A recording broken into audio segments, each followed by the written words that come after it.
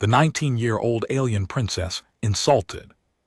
The human, he calmly turned and walked away. The galactic unity station floated in the darkness between three star systems, a massive ring of metal and light that served as neutral ground for 100 different species. Diplomats from across the known galaxy gathered here to negotiate treaties, settle disputes, and decide the fate of civilizations. And on this particular cycle, humanity had finally earned its place at the table. Kang Dezhou stood near the viewport of the main reception hall, watching ships arrive from distant worlds. He was 34 years old, average height, with calm eyes that had seen both tragedy and triumph before joining Earth's diplomatic course. He'd spent a decade coordinating disaster relief operations across Asia. Earthquakes, tsunamis, and famines had taught him patience that few humans possessed. Nervous, asked Commander Elena Vasquez, the head of their small delegation. Du shook his head, just observing. Every species here has thousands of years of history. We are the newcomers. The best thing we can do is listen and learn. Elena smiled. That is why they chose you for cultural liaison. You actually believe that? The reception hall filled with beings of every shape and size. The CRT delegation moved on 6 legs, their chitinous bodies clicking as they walked. The Morvani floated in environmental suits filled with methane. The Ulith stood 8 ft tall, their blue skin covered in geometric tattoos that told their family histories. And then the sun arrived. The Sun Empire was ancient when most species were still learning to use fire. They had mapped the galaxy, seeded worlds with life, and built wonders that defied physics. Their representatives wore robes of light that shifted color with their emotions, and their pale faces held expressions of supreme confidence. At the center of their group walked Princess Velithari Santh, 19th in line for the imperial throne. She was young by any standard, barely 19 cycles old, but she carried herself as though the universe existed for her entertainment. Her silver hair floated around her head like a halo, and her violet eyes scanned the room with obvious boredom. So these are the famous humans, she said loudly enough for everyone nearby to hear. I expected something more impressive. Her attendants laughed politely. Several nearby diplomats shifted uncomfortably. Dezhou continued, observing without reaction. He had dealt with arrogance before. Natural disasters did not care about ego, and neither did he. The reception proceeded with formal introductions and carefully rehearsed speeches. Earth delegation presented gifts from their home world, samples of art, music, and literature that represented human culture. The Galactic Council members accepted these offerings with varying degrees of interest. When the formal ceremonies ended, diplomats mingled and formed small groups for conversation. This was where real relationships began, away from cameras and official records. They moved through the crowd, introducing himself to representatives from worlds he'd only read about. He was discussing agricultural techniques with a Morvani scientist when he heard the princess approaching. Her attendants cleared a path before her, and conversation stopped as she passed. You there?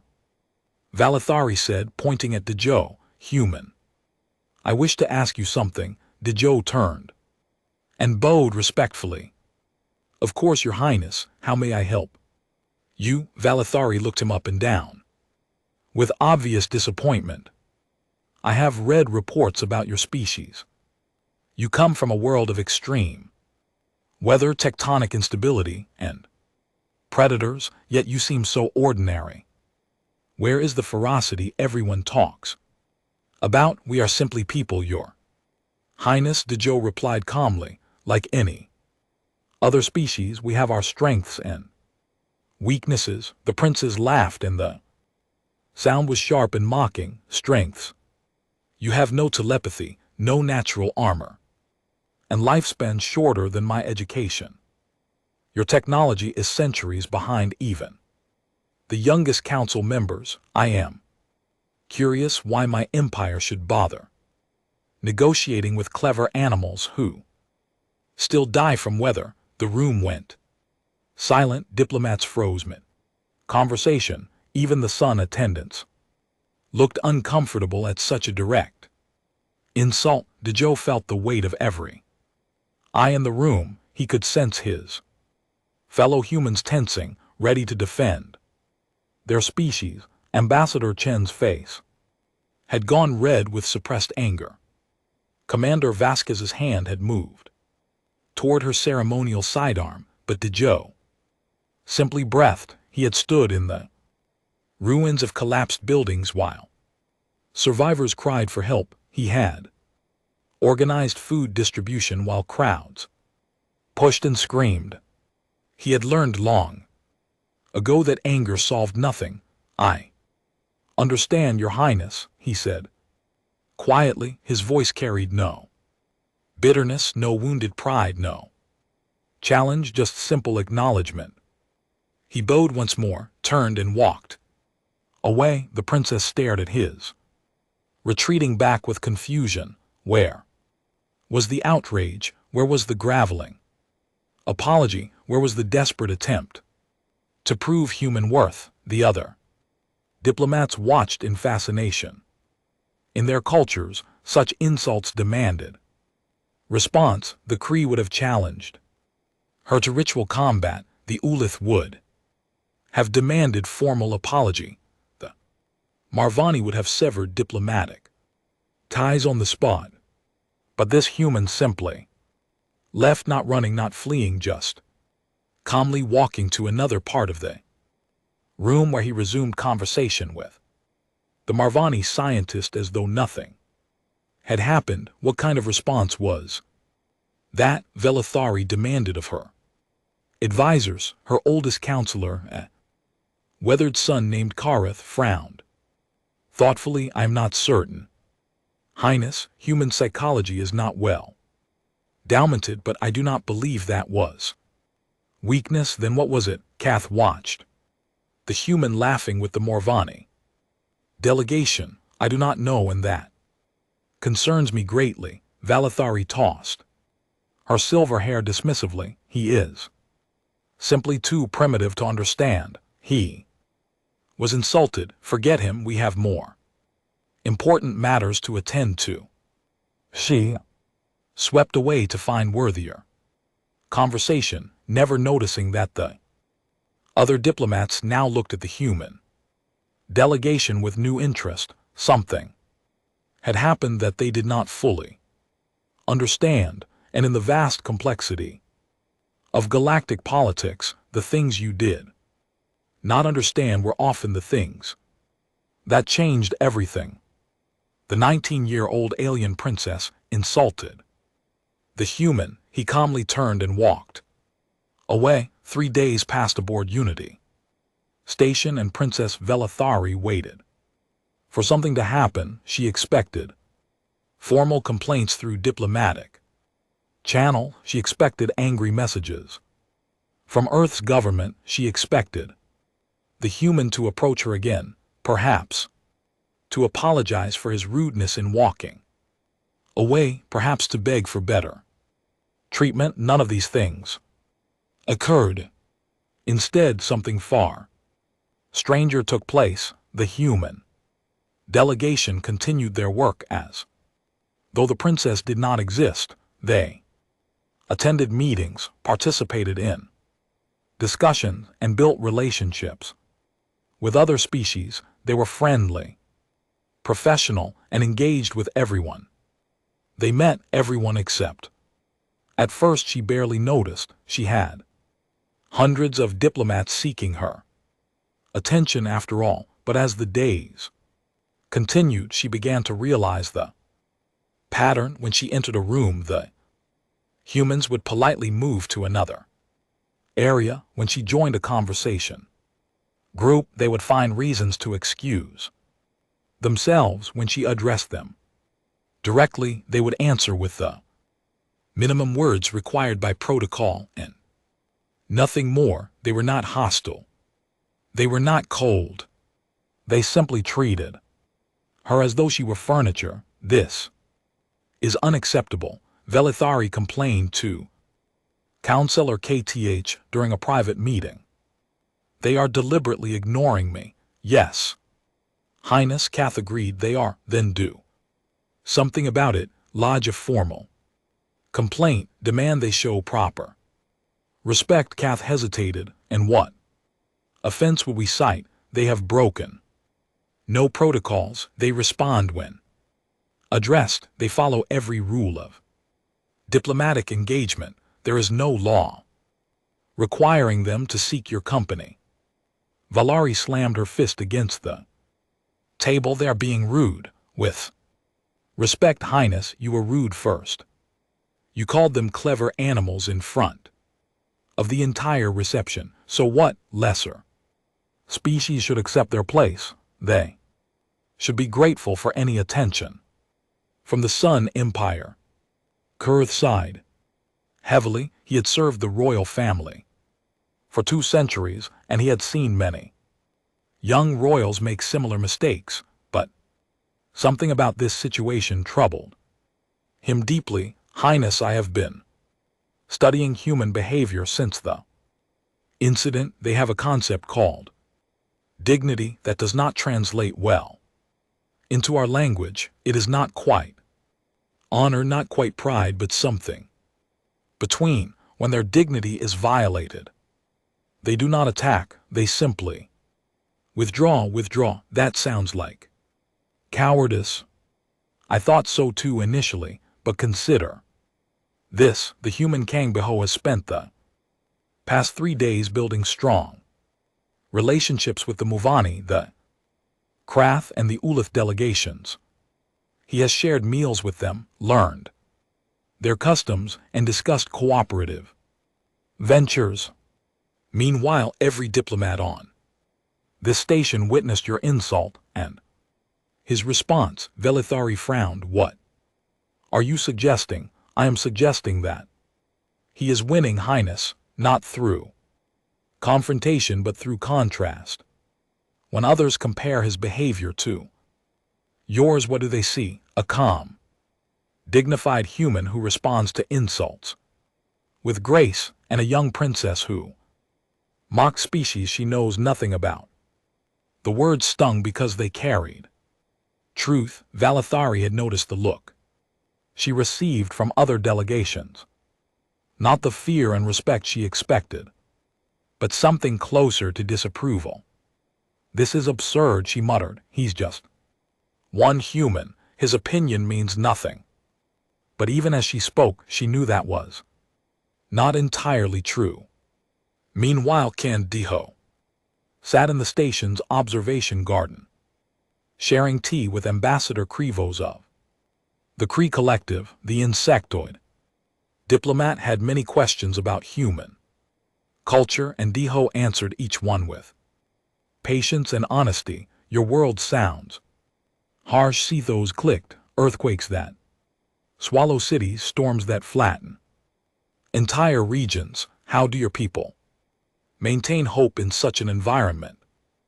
Dejo considered the question carefully. We have a saying on Earth, fall 7 times, stand up 8. Our planet has tried to kill us since we first evolved, but we refuse to accept defeat. Every disaster teaches us something. Every tragedy makes us stronger, and yet you did not fight when the princess insulted you. Many of my people found this confusing. They smiled gently. Fighting requires energy. Anger requires energy. And neither would have changed anything.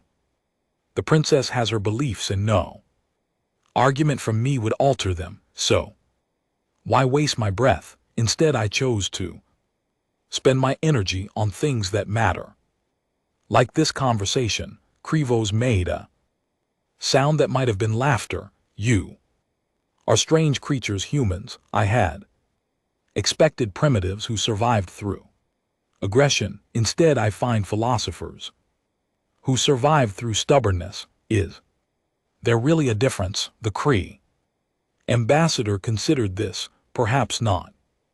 Perhaps stubbornness is simply aggression directed at the universe itself. Word of such conversations spread through the station. Other species began seeking out the human delegation, curious about these newcomers who behave so unexpectedly.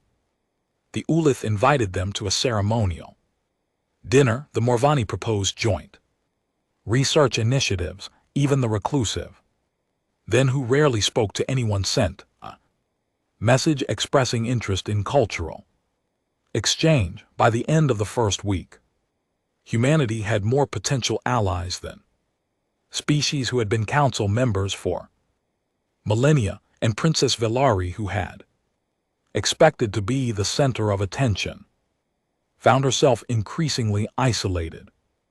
Other delegates had begun avoiding her as well, not wanting to be associated with her behavior. Her insult had become a topic of gossip, repeated in dining halls and private quarters across the station. They're laughing at me, she realized during a lonely dinner in her quarters.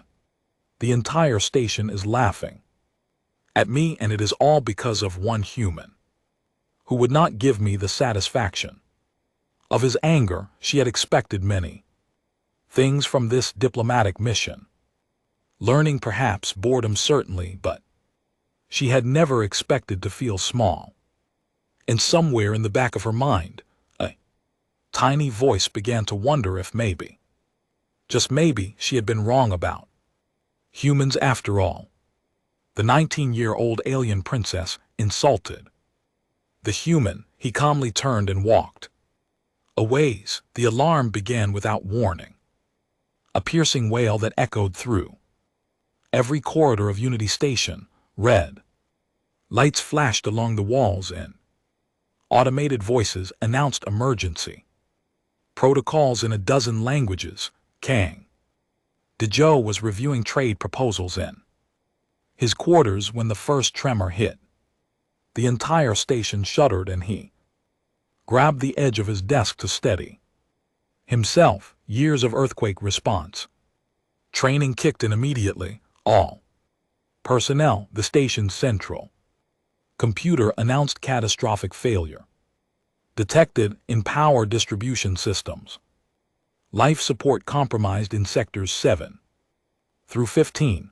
Emergency evacuation in progress. Dejo grabbed his emergency kit and ran. The corridors were already filling with panicked diplomats, their alien bodies pressing against each other as they rushed toward the central hub. He pushed against the flow, moving toward the affected sectors. Commander Vasquez caught his arm. Dejo, where are you going? Evacuation is the other direction. There will be people trapped in those sectors. They need help. The station has emergency protocols.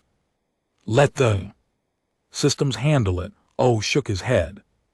Systems fail. I have seen it happen 100 times. People panic, equipment breaks, and those who wait for rescue often do not survive. He pressed his emergency kit into her hands. Get our people to safety. I will do what I can.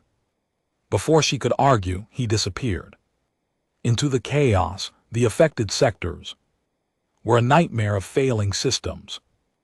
Lights flickered and died. Air grew thin as ventilation struggled. Bulkheads groaned under stress. They were never designed to handle. Deal moved through the darkness with practiced efficiency, checking each room, calling out for survivors. he found his first group in a conference hall, 12 Ulis diplomats, huddled around emergency oxygen supplies that were rapidly depleting. Their ceremonial robes made movement difficult, and their large bodies could not fit through the maintenance corridors. Follow me, Dejo commanded. There's a cargo lift 2 sections away. That should still be operational. How do you know this? One of the Ulith demanded. I memorized the station schematics on my first day. Always know your evacuation routes. Now move. He guided them through service passages that most diplomats never knew existed, past failing machinery and sparking conduits. When they reached the cargo lift, he activated it with override codes he had noted during his initial survey. This will take you to the central hub. Do not stop for anything. The Ulith leader grabbed his arm. Come with us. I cannot. There are more people trapped. Tell Commander Vasquez where I am. He pushed the activation button and turned back into the darkness. 3 more groups he found and saved. Over the next hour, a cluster of Morvani whose environmental suits were running low on methane, a team of Kree engineers who had been trying to fix the power systems. When everything collapsed, a family of Fen observers who had never experienced any emergency in their centuries of existence. Each time Dejo appeared like a ghost from the shadows, calm and confident amid the chaos, he distributed emergency supplies, planned evacuation routes, and led terrified diplomats to safety. His voice never wavered, his hands never shook. And then he heard the screaming. It came from a residential section near the outer ring where atmosphere was failing fastest.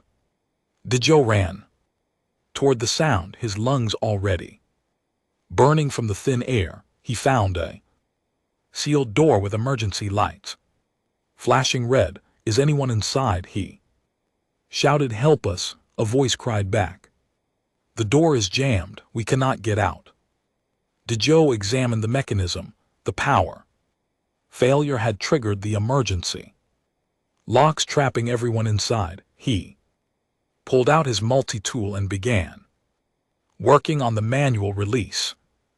Complicated procedure that required precise timing. How many are you? He called through the door. 5. 3 attendants and 2 members of the Sun royal delegation. Dio's hands paused for just a moment. Son, that meant there was a chance that one of those trapped was the princess who had insulted him. For a single heartbeat, something dark flickered through his mind. Then it was gone. Hold on, he said. I am going to get you out. The manual release required him to divert his own emergency oxygen supply to power the mechanism. He attached the canister without hesitation, knowing he was sacrificing his own safety margin. The door groaned, shuddered, and finally slid open. Inside, he found exactly what he expected. 3 saw an attendants in various states of panic, one elderly advisor who had collapsed from oxygen deprivation, and Princess Velithari herself, her silver hair tangled and her violet eyes wide. With fear, she stared at him in disbelief. You, what are you doing here? Saving your life, Highness. Dihan knelt beside the collapsed advisor and checked his vital signs. He needs oxygen immediately. Does anyone have emergency supplies? We used them all. 1 attendant said there was not enough. They pulled out his personal emergency mask, the last one he had. He placed it over the advisor's face and activated the flow. This will keep him stable until we reach the central hub. But what about you? Velithari asked. I will manage. Can you walk? I think so. Good. Help support your advisor. We need to move quickly. The journey to safety was the longest of Dejoe's life. The air grew thinner with every step. His vision began to blur at the edges. His body screamed for oxygen that was not there. But he kept moving, kept guiding, kept encouraging the group forward. When they finally reached the central hub and burst through the emergency doors into breathable air, Dejoe collapsed to his knees, gasping. Medical teams rushed forward to help the Sun delegation. Commander Vasquez appeared at his side, pressing an oxygen mask to his face. "You incredible fool," she whispered.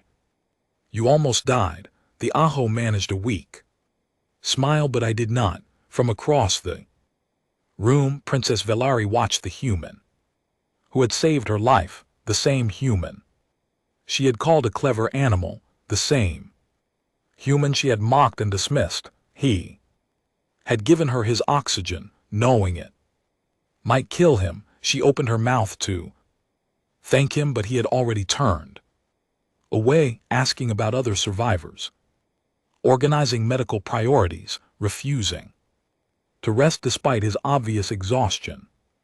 He did not even look at her, and somehow that hurt more than anything she had ever experienced.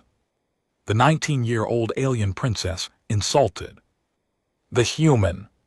He calmly turned and walked away. To days after the crisis, Unity Station had stabilized enough for normal operations to resume. The damaged sectors were sealed off for repairs, and the diplomatic summit continued with a new sense of urgency. The emergency had reminded everyone that the universe was dangerous, and cooperation was more than just politics. Princess Velari had not slept well since her rescue. Every time she closed her eyes, she saw the human's face as he gave her his oxygen mask. Every time she tried to focus on diplomatic matters, her mind wandered back to that moment in the corridor when she had been certain she would die. "Counselor Kath," she summoned her advisor to her private quarters. "I need you to tell me everything you know about humans, everything." The old advisor studied her with ancient eyes. "May I ask what prompted this sudden interest?" "Highness, he saved my life. He had every reason to hate me, and he saved my life. Anyway, I do not understand." Kara settled into a chair with the weariness of someone who had waited a long time for this conversation. "What specifically confuses you?" "All of it. I insulted him publicly. I called his species animals. Any reasonable being would hold resentment, would want revenge, or at least would enjoy watching me suffer. But he ran into a collapsing station to rescue strangers. He gave me his own oxygen, and then he walked away without even accepting my thanks. Perhaps thanks were not what he wanted." Valathari threw her hands up in frustration. "Then what does he want? I cannot understand a being whose motivations make no sense." Kath pulled out a data tablet and activated a display. "I have been researching human psychology since our arrival. What I have found is fascinating and troubling. Humans operate on principles that seem contradictory to most species. Explain, they separate worth from treatment. To humans, every sentient being has inherent value simply by existing. This value cannot be increased through power or status, and cannot be decreased through insults or cruelty. When Kang Dejoe saved you, he was not making a statement about your behavior. He was acting on his belief that your life matters regardless of how you treated him." Valathari shook her head. "That makes no sense. If someone wrongs you, they lose the right to your assistance. That is how most species Think, but humans have a different view.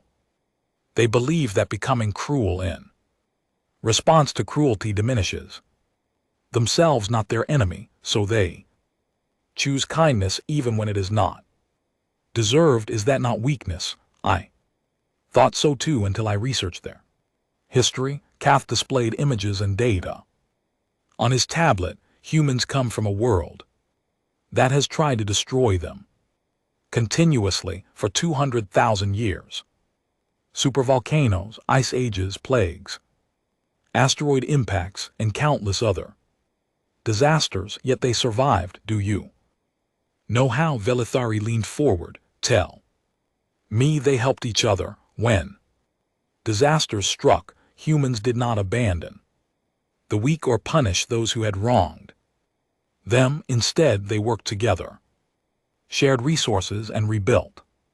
Their survival instinct is not individual, it is collective. They literally cannot stop themselves from helping others, because helping others is how they survived as a species. The princess was silent for a long moment. What about Kang Dejo specifically? What is his story? Kath hesitated. Highness, I am not certain. You want to know? Tell me.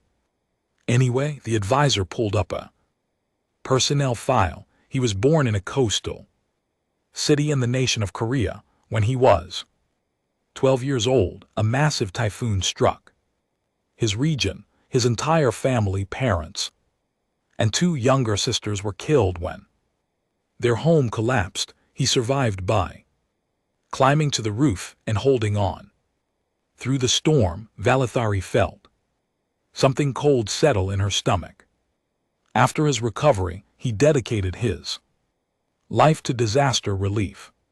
He has personally saved over 300 lives across 6 countries, earthquakes, floods, famines, wherever people suffered. He went to help. He joined Earth's diplomatic corps specifically to, and I quote from his application, build bridges instead of counting bodies, and I called him an animal. Velithari whispered. I mocked a man who has done more good in his short life than I have done in mine. He does not think about it that way. I interviewed several of his colleagues. They say he never speaks of his past unless asked. He does not help others for recognition or gratitude. He does it because he cannot imagine doing otherwise. Velithari stood and walked to her window, staring out at the stars.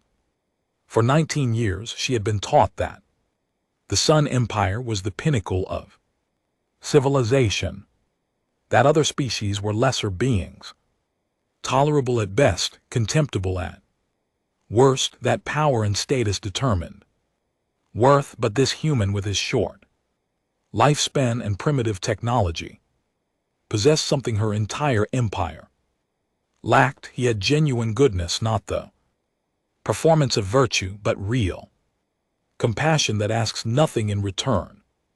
How do I fix this? She asked quietly.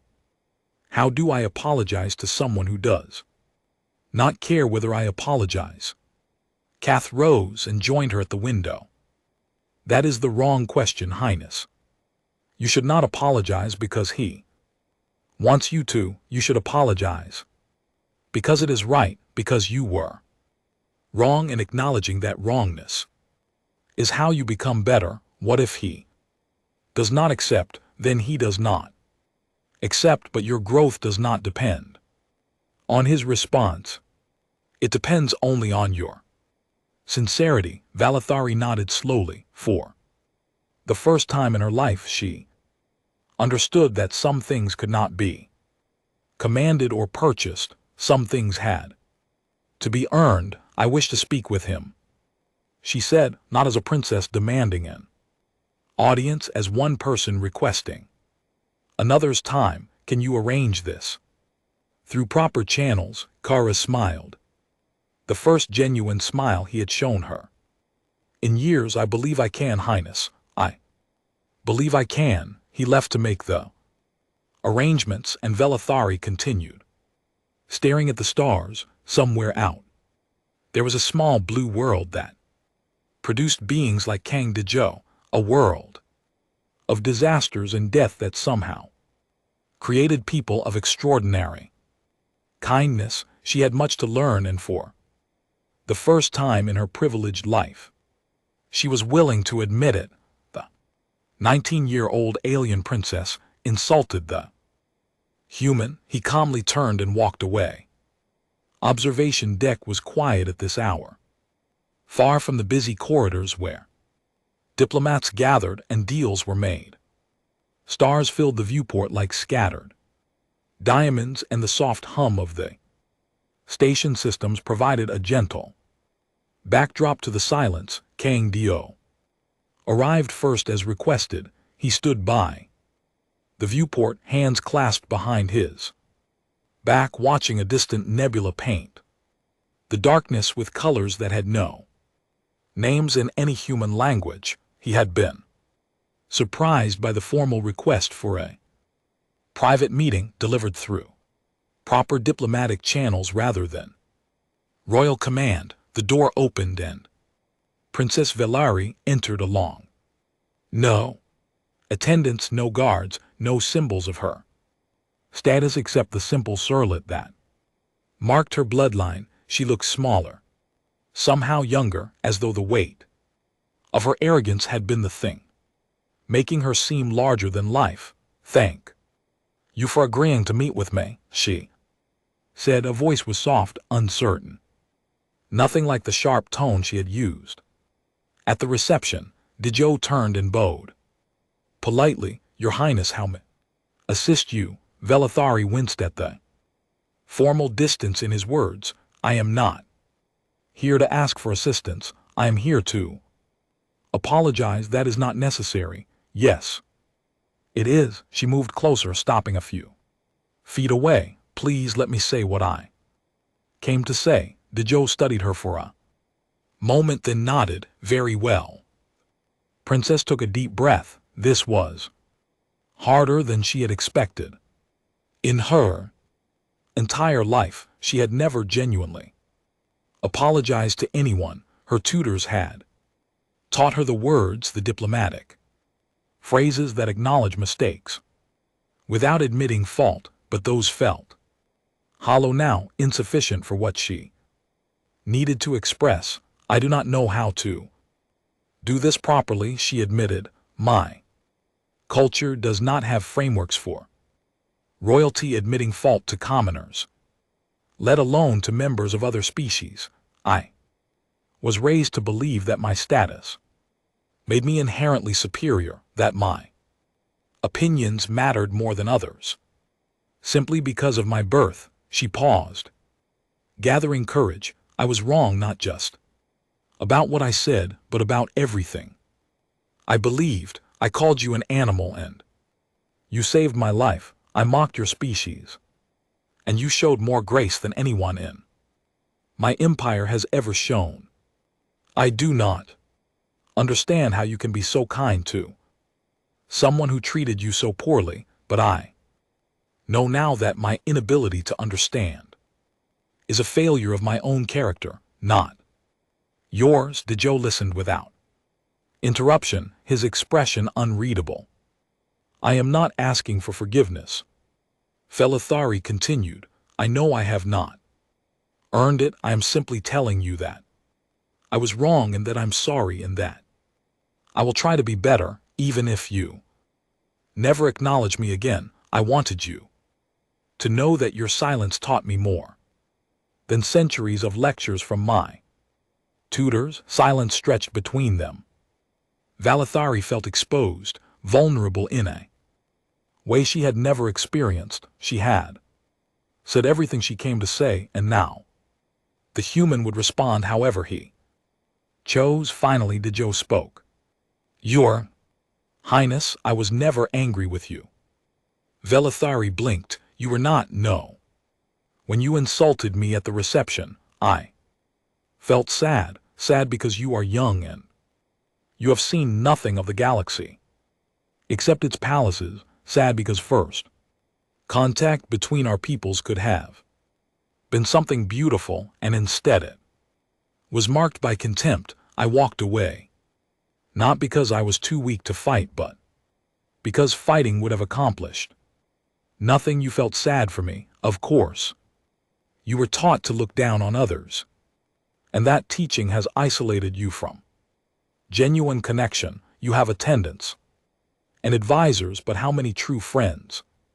You have power and status, but how much joy? I have met many people like you in my work, people who built walls so high they forgot what it felt like to walk among equals. Valithari felt tears forming in her eyes, an embarrassing display of emotion she would never have permitted before. You are right, I have never had a friend. Everyone I know either serves me or fears me or wants something from me. I thought that was normal. I thought that was what power meant. Dejo's expression softened. It does not have to be. Power can mean lifting others up instead of pushing them down. It can mean using your privilege to help those without privilege. You have influence over one of the oldest empires in the galaxy.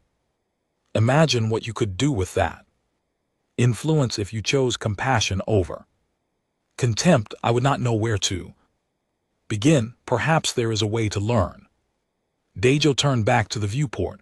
Earth is not an impressive world by galactic standards. We have no ancient technologies, no vast fleets, no empires spanning thousands of systems, but we have learned things that might be valuable. We have learned to survive disasters, to rebuild after destruction, to find hope in darkness. If you truly wish to be better, you could come see for yourself. Valithari stared at him. Are you inviting me to visit Earth? I am suggesting it, not as a royal tour with ceremonies and presentations, but as a student. Come anonymously, walk among humans as an equal, see how we live, how we struggle, how we help each other. It will not be comfortable, but it will be educational. I would have to get permission from my family. The Empress does not approve of heirs taking unnecessary risks. Then convince her it is necessary. Show her that you are serious about growing. In my experience, people who truly want to change find ways to make it happen. Valithari considered his words. A month ago she would have dismissed such a suggestion as beneath her dignity. Now it seemed like exactly what she needed.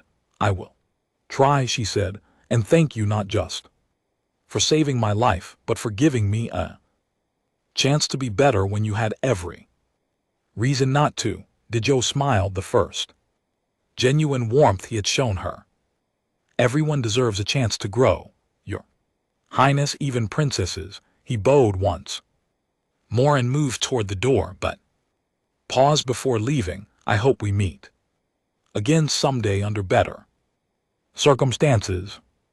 Then he was gone. Word spread quickly through the station. Princess Valithari's son Keth had requested a cultural exchange program with Earth, citing a human who taught her more through silence than her tutors taught through centuries of lectures. The Empress, curious about what could have transformed her granddaughter so dramatically, approved the request. Other galactic powers took notice. If the proud Sun Empire was seeking to learn from humanity, perhaps these newcomers were worth attention. After all, within a month, Earth received more diplomatic inquiries than they had in their entire history of space travel. And Kang Dejo, who had only ever wanted to help people, continued his work. He never spoke publicly about what happened on Unity Station. When asked, he simply said that everyone deserved kindness, even those who had not yet learned to offer it themselves. It was the other species agreed, a very human thing to Say, and slowly the galaxy began to understand what made these strange creatures from the violent blue world so remarkable, not their technology, not their strength, but their stubborn, inexplicable, wonderful capacity for grace.